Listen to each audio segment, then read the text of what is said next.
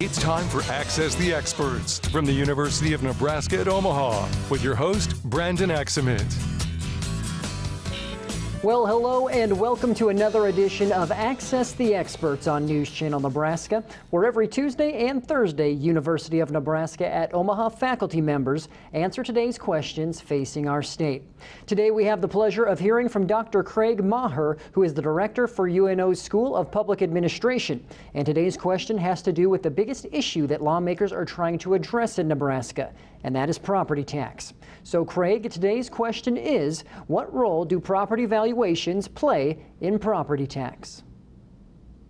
Hey, Brandon, great question, and one that is asked of me on a regular basis, whether it's by my neighbors or when I talk to local groups about property taxes and tax policy. The question about the relationship between assessments in property taxes is relatively straightforward, but can also be a little bit confusing. This is particularly important in Nebraska for a couple of reasons. One is local governments in Nebraska rely heavily on the property tax. And then we also have this urban rural divide in the state where ranchers, for instance, in western Nebraska are affected quite differently than homeowners and business owners here on the eastern edge of Nebraska. So the question of this relationship depends upon a couple of things.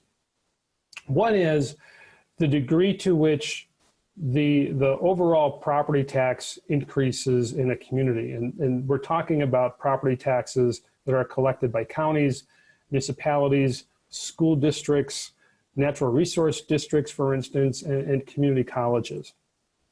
So you need to understand the degree to which those entities are collecting property taxes, and you need to look at your property assessment, and you look at your property assessment relative to what's happening within that given community.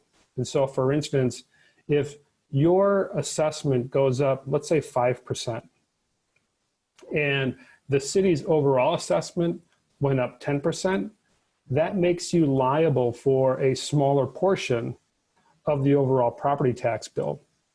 So whether your property tax bill goes up, again, is a function of our overall property tax collections increasing, and then how is your individual property assessed relative to the overall citywide average.